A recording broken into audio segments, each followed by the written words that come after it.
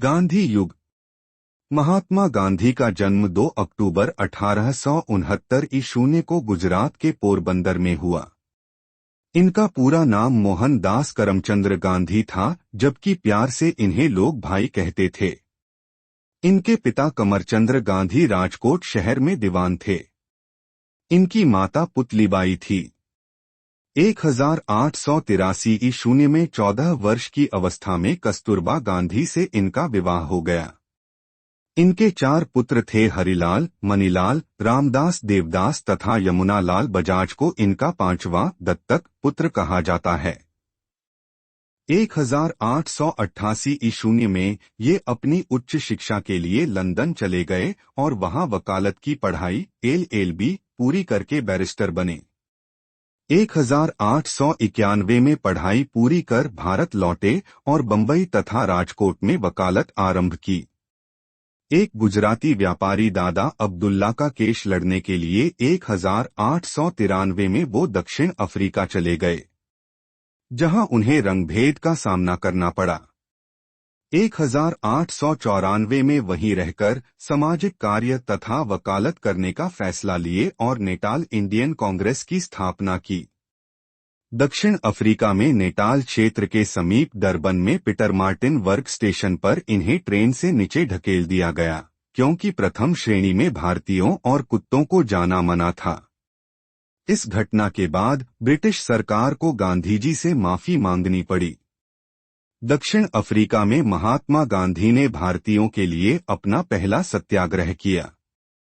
1901 ईस्वी में महात्मा गांधी भारत के लिए रवाना हुए तथा दक्षिण अफ्रीका में बसे भारतीयों को आश्वासन दिया कि वे जब भी आवश्यकता महसूस करेंगे वे वापस लौट आएंगे। 1902 ईस्वी में भारतीय समुदाय द्वारा बुलाए जाने पर दक्षिण अफ्रीका पुनः वापस लौटे। 1903 ईस्वी में जोहान्सबर्ग में वकालत का दफ्तर खोला। इन्होंने 1904 ईस्वी में दक्षिण अफ्रीका में शिल्पकार कालिन वाक की मदद से फेनिक्स फॉर्म की स्थापना किया।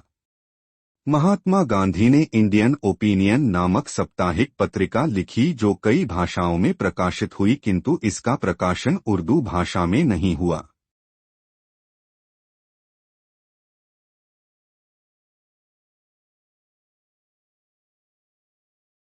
उन्नीस 1906 ईस्वी में आजीवन ब्रह्मचर्य का व्रत लिया।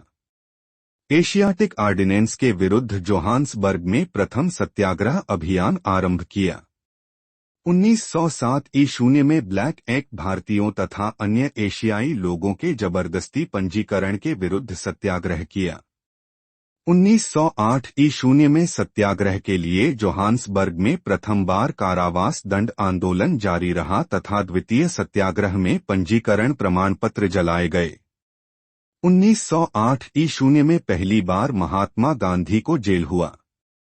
जून 1909 ईस्वी में भारतीयों का पक्ष रखने इंग्लैंड रवाना हुए और नवंबर में दक्षिण अफ्रीका से वापसी के समय जहाज में हिंद स्वराज पुस्तक लिखी। मई 1910 ईस्वी में जोहान्सबर्ग के निकट टॉलस्टॉय फार्म की स्थापना किया, जो वर्तमान में गांधी आश्रम के रूप में विख्यात है। 1913 ईस्वी में रंगभेद तथा दमनकारी नीतियों के विरुद्ध सत्याग्रह जारी रखा। महात्मा गांधी ने द ग्रेट मार्च का नेतृत्व किया, जिसमें 2000 भारतीय खदान कर्मियों ने न्यूकासल से नेटाल तक की पदयात्रा की। दक्षिण अफ्रीका में ही महात्मा गांधी ने गोपालकृष्ण गोखले को अपना राजनैतिक गुरु मान लिया। महात्मा गांधी को आंदोलन की प्रेरणा रूस के विद्वान लियो टॉल्स्टॉय से मिली। इन्हीं से महात्मा गांधी सर्वाधिक प्रभावित थे।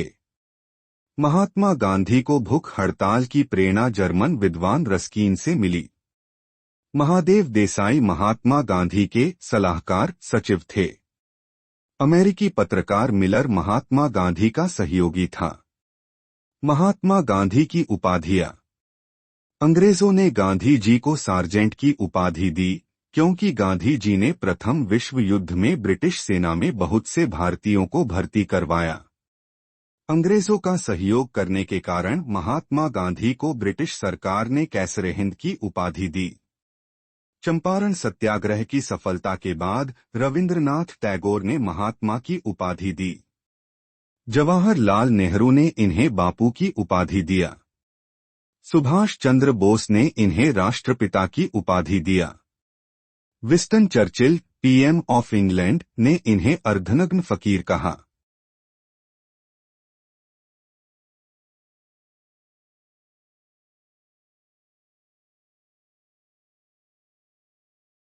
शेख मुजीबुर रहमान ने इन्हें जादूगर की उपाधि दिया। खुदाई खिदमतगार संस्था ने मंगल बाबा की उपाधि दिया। आइंस्टीन ने कहा कि आने वाले 100-200 साल के बाद शायद ही कोई विश्वास करे कि ऐसे हाड़ मांस के शरीर वाला व्यक्ति इस पृथ्वी पर था जिसने इतना बड़ा आंदोलन कर दिया। 9 जनवरी 1915 को महात्मा गांधी भारत लौट आए। आज भी इस दिन को प्रवासी भारतीय दिवस के रूप में मनाया जाता है।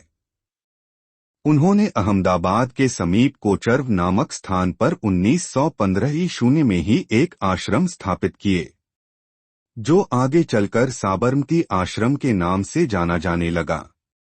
इस आश्रम के लिए धन अंबालाल साराभाई ने दिया। इस आश्रम के अंदर महात्मा गांधी की कुटिया हृदय कुंज कहलाता था। 1916 में महात्मा गांधी ने कांग्रेस के लखनऊ अधिवेशन में भाग लिया। इसकी अध्यक्षता अंबिका चंद्र मजुमदार कर रहे थे। इसी अधिवेशन में राजकुमार शुक्ल ने गांधी जी को चंपारण के नीलो अमींदारों के 3 कठिया पद्धति 3/20 की जानकारी दिए और उन्हें चंपारण आने का आग्रह किया। 1917 में राजेंद्र प्रसाद तथा अनुग्रह नारायण सिन्हा के साथ महात्मा गांधी चंपारण पहुंचे और वहां सफल सत्याग्रह किए। अंग्रेजों ने तिनकठिया पद्धति समाप्त कर दी। यह आंदोलन नील्हे जमींदारों के विरुद्ध था। यह भारत में महात्मा गांधी का पहला सफल आंदोलन था। इसकी सफलता के बाद रविंद्रनाथ टैगोर ने इन्हें महात्मा की उपाधि दिया। 1918 में महात्मा गांधी ने खेड़ा सत्याग्रह किया और किसानों के बढ़े हुए टैक्स को माफ कराया। 1918 में ही महात्मा गांधी ने अहमदाबाद मिल मजदूर सत्याग्रह किया। इस सत्याग्रह में पहली बार महात्मा गांधी ने भूख हड़ताल का प्रयोग किया। रिमार्क्स: महात्मा गांधी के आंदोलन के 4 चरण थे। 1. सत्याग्रह, 3. बहिष्कार, 2. भूख हड़ताल, 4. हड़ताल। रॉलेट एक्ट 19 मार्च 1919। भारतीय क्रांति को व्याप्त के लिए सिडनी रोलेक्ट ने एनार्कियल एंड रेवोल्यूशनरी एक्ट लाया, जिसके तहत शक के आधार पर पुलिस किसी को भी गिरफ्तार कर सकती है। 30 मार्च 1919 को स्वामी श्रद्धानंद ने कर मत दो आंदोलन किया, जबकि कर मत दो का नारा वल्लभ भाई पटेल ने दिया है। 6 अप्रैल 1919 को गांधी जी द्वारा देशव्यापी हड़ताल किया गया। 8 अप्रैल 1919 को गांधी जी को गिरफ्तार कर लिया गया। इस सत्याग्रह का केंद्र पंजाब था।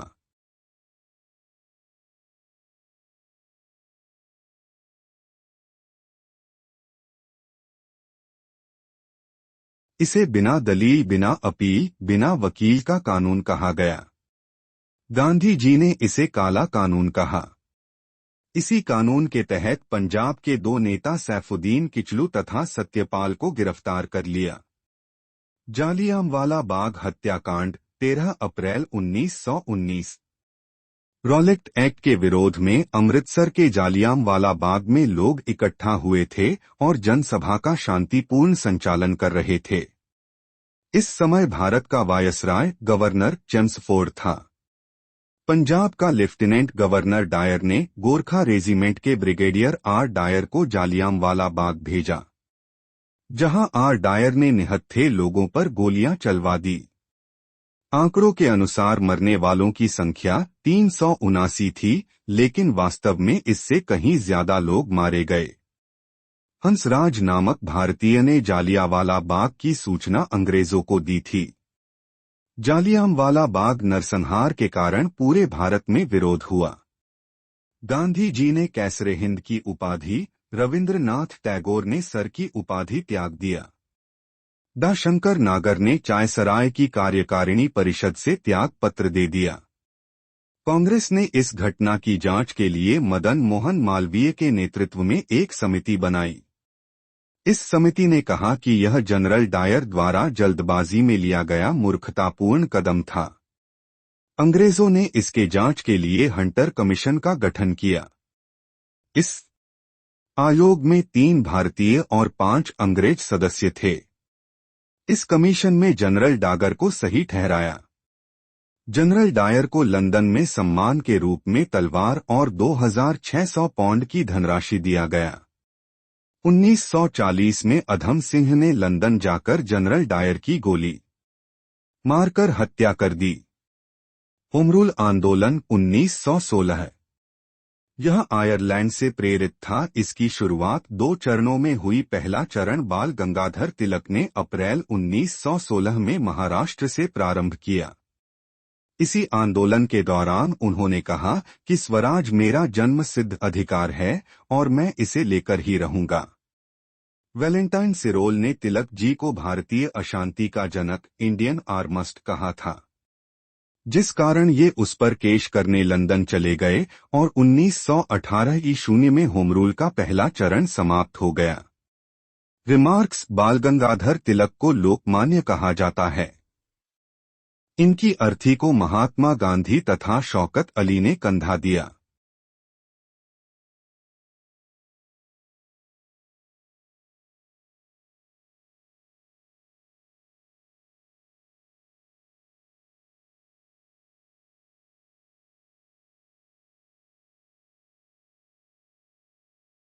होम रूल का दूसरा चरण सितंबर 1916 ईस्वी में एनी बेसेंट ने प्रारंभ किया।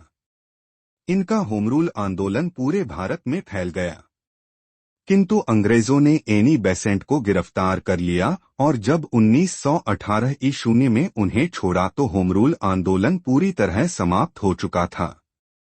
होम रूल का उद्देश्य प्रांतीय स्वायत्तता, राज्यों का स्वशासन थी। खिलाफत आंदोलन। प्रथम विश्वयुद्ध के दौरान अंग्रेजों ने मुसलमानों से यह वादा किए कि वे तुर्की का विभाजन नहीं करेंगे, किंतु प्रथम विश्वयुद्ध के बाद अंग्रेजों ने तुर्की का विभाजन कर दिया, उसे आपस में बांट दिया। इसका विरोध तुर्की के खलीफा ने किया। भारत में इसी विभाजन के विरोध में खिलाफत आंदोलन प्रारंभ किया गया। खिलाफत आंदोलन को मोहम्मद अली तथा शौकत अली ने शुरू किया था। अखिल भारतीय खिलाफत की बैठक दिल्ली के फिरोज शाह कोटला मैदान में हुई। 23 नवंबर 1919 ईस्वी को इसकी अध्यक्षता महात्मा गांधी ने कर दिया। अंतर्राष्ट्रीय दबाव में आकर अंग्रेजों ने तुर्की के विभाजन को रद्द कर दिया और भारत में भी खिलाफत आंदोलन समाप्त हो गया। महात्मा गांधी को मुसलमानों का भी सहयोग प्राप्त हो गया। असहयोग आंदोलन 1 अगस्त 1920। यह महात्मा गांधी द्वारा चलाया गया पहला जन आंदोलन था, क्योंकि इसमें पूरे देश की जनता ने भाग लिया था। महात्मा गांधी ने कहा था कि यदि हम सब मिलकर अहिंसक रूप से अंग्रेजी वस्तुओं का बहिष्कार करें तो निश्चित हो 1 वर्ष में आजादी मिल जाएगी। महात्मा गांधी के कहने पर ही वकीलों ने न्यायालय जाना छोड़ दिया। विद्यार्थियों ने अंग्रेजों का स्कूल छोड़ दिया। नाई, धोबी, माची, बावर्ची ने अंग्रेजों का काम करने से मना कर दिया। लोग अंग्रेजों के वस्तुओं को खरीदना छोड़ दिए और दुकानदार उसे बेचना छोड़ दिए। इससे अंग्रेजों को भारी नुकसान हुआ, किंतु यह आंदोलन आजादी नहीं दिला सकता था। दक्षिण भारत से असहयोग आंदोलन गोपालाचारी ने किया। इसी आंदोलन के दौरान मौलाना मजहरुल हक ने पटना में सदाकत आश्रम की स्थापना की। CR दास तथा मोतीलाल नेहरू ने प्रारंभ में इस आंदोलन का विरोध किया, किंतु बाद में वे भी इस आंदोलन से जुड़ गए। इस आंदोलन में जेल जाने वाले पहले पुरुष CR दास थे तथा पहली महिला वसंती देवी थी।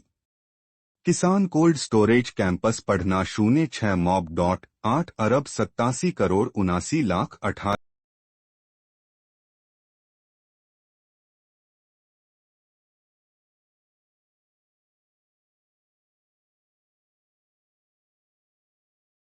5 फरवरी 1922 ईशून्य को गोरखपुर के चौड़ी चौड़ा में भीड़ ने 22 पुलिस वालों को जिंदा जला दिया। इस घटना के समय महात्मा गांधी गुजरात में थे। इन्होंने इस हिंसा से आहत होकर 12 फरवरी 1922 ईशून्य को यह आंदोलन स्थगित कर दिया। महात्मा गांधी के इस कदम का पूरे भारत में विरोध हुआ। जवाहरलाल नेहरू ने कहा कि यदि कश्मीर किसी गांव हिंसा हुआ है तो उसकी सजा कन्याकुमारी के किसी गांव को क्यों दी जाए। सुभाष चंद्र बोस ने कहा कि जब जनता का उत्साह अपने चरम पर था तो गांधी जी द्वारा आंदोलन स्थगित करना एक मूर्खतापूर्ण निर्णय था। 10 मार्च 1922 को जनता को भड़काने के आरोप में गांधी जी को 6 वर्ष जेल की सजा हुई। 1924 ईशून्य में गांधी जी का खराब स्वास्थ्य के कारण जेल से रिहा कर दिया गया। 1924 ईशून्य में गांधी जी ने बेलग्राम कांग्रेस अधिवेशन करल की अध्यक्षता की। स्वराज दल 1922 ईशून्य में कांग्रेस के गया अधिवेशन में स्वराज पार्टी का गठन की चर्चा हुई। 1 जनवरी 1923 ईशून्य को स्वराज पार्टी का गठन इलाहाबाद में हो गया। इसके पहले अध्यक्ष CR दास तथा महासचिव मोतीलाल नेहा वना, जो इस पार्टी के संस्थापक थे। इस पार्टी का मुख्य उद्देश्य था केंद्रीय विधानसभा संसद में घुसकर सरकारी काम में बाधा डालना।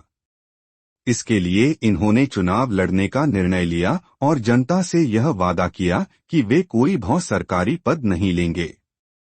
केंद्रीय विधानसभा के 100 सिरों में स्वराज दल को 42 सीटें प्राप्त हुई, जिस कारण 1923 ईशून्य के चुनाव में स्वराज पार्टी सबसे बड़ी विपक्षी पार्टी बनी। आय सरकारी काम में बाधा डालना। 2 राज्यों की स्वायत्तता स्वतंत्रता। 3 डोमिनियन स्टेट। स्वराज दल ने ली कमीशन की रिपोर्ट नहीं लागू होने दिया, जो जाति की उच्चता को बरकरार रखने की बात कर रहा था। स्वराज दल ने मुडीमैन कमीशन का भी रिपोर्ट पारित नहीं होने दिया, जो राज्यों में स्वतंत्रता न लाकर द्वैध शासन की बात कर रहा। विट्ठल भाई विधानसभा के पहले भारतीय अध्यक्ष बने, ये स्वराज दल के थे। मोतीलाल नेहरू ने भी सरकारी पद ले लिया, जिस कारण जनता का विश्वास इस पार्टी से उठने लगा और 1928 ईशून्य आते आते यह पार्टी समाप्त हो गई।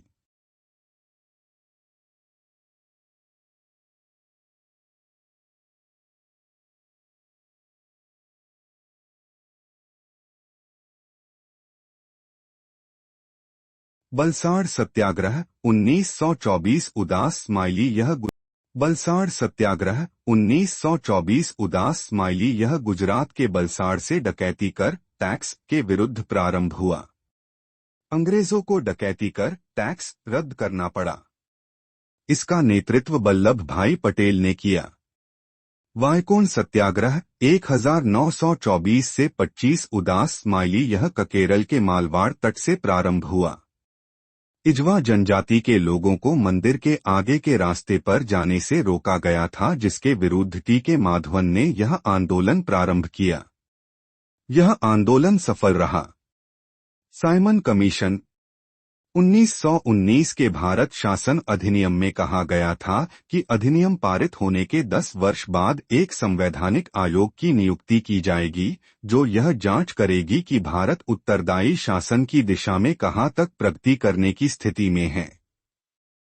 आयोग की नियुक्ति तो 10 वर्ष के बाद की जानी चाहिए थी, लेकिन ब्रिटेन की तत्कालीन कंजर्वेटिव सरकार ने 2 वर्ष पूर्व ही साइमन कमीशन की नियुक्ति 8 नवंबर 1927 कर दी, क्योंकि उसे आशंका थी कि 2 वर्ष बाद लेबर पार्टी की सरकार भारत समर्थक सदस्यों वाले वैधानिक आयोग की नियुक्ति कर सकती है, किंतु भारतीयों में आपसी मतभेद बहुत अधिक था, जिस कारण भारत के राज्य सचिव वर्केन हेड ने 1927 ईशून्य को साइमन कमीशन का गठन करवाया।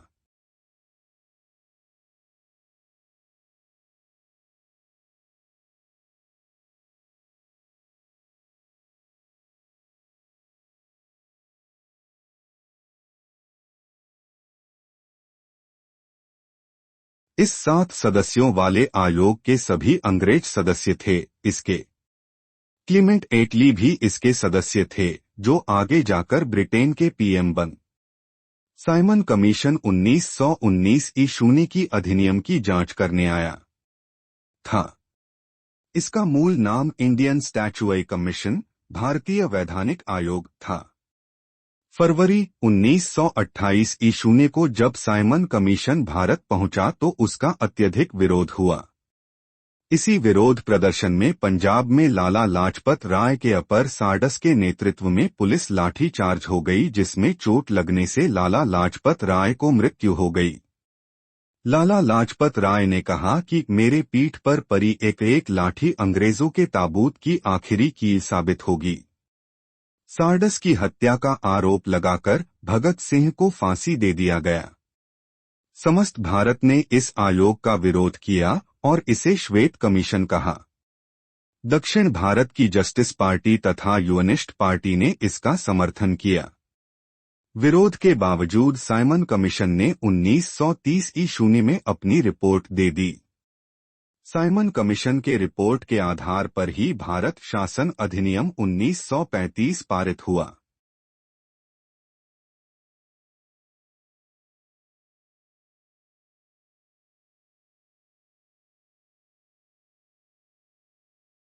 इस अधिनियम के द्वारा म्यांमार, बर्मा को भारत से अलग कर दिया गया। इसी अधिनियम के द्वारा पहली बार भारत में प्रौले चुनाव 1937 में करा दिया गया। इस चुनाव में कांग्रेस को बड़ी जीत हासिल हुई। 8 राज्यों में कांग्रेस की सरकार बन गई। पंजाब तथा सिंध में मुस्लिम लीग की सरकार बनी।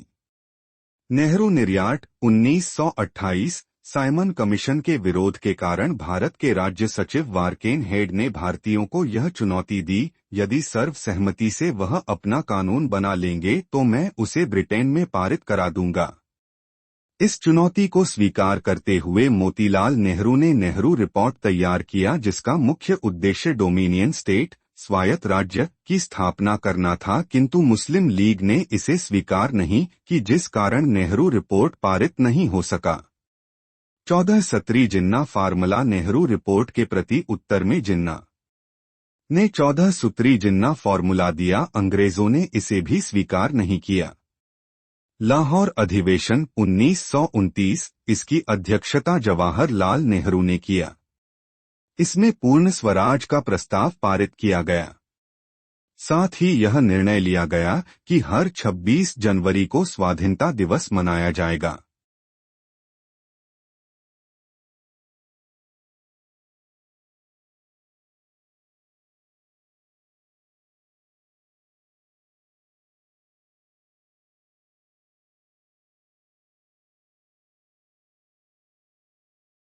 इसी कारण 26 नवंबर 1949 ईस्वी को संविधान बनने के बावजूद इसे 26 जनवरी 1950 ईस्वी को लागू किया गया। इसी अधिवेशन में लाहौर में रावी नदी के तट पर मध्य रात्रि को जवाहरलाल नेहरू ने तिरंगा लहराया और कहा, मध्यरात्रि पर जब पूरी दुनिया सो रही है, भारत अपनी स्वतंत्रता की नींव रख रहा है। दांडी मार्च। गांधी जी ने इरविन को अपनी 11 सूत्री मांग सौंप दी, किंतु इरविन ने उसे अस्वीकार कर दिया, जिस कारण महात्मा गांधी ने 12 मार्च 1930 ईस्वी को साबरमती आश्रम से अपने 78-80 SC अनुसूचित जाति के सहयोगियों के साथ नामक कानून तोड़ने के लिए दांडी की ओर चल दिए। उनके साथ सरोजनी नायडू भी थी। 240 माइल 240 x 1.52 385 किलोमीटर की यात्रा को 24 दिन में पूरा किया गया। 6 अप्रैल 1930 ईस्वी को दांडी यात्रा पूरी हुई और गांधी जी ने दांडी में आसवन विधि द्वारा नमक बनाया। इसी के साथ महात्मा गांधी ने सविनय अवज्ञा आंदोलन प्रारंभ किया।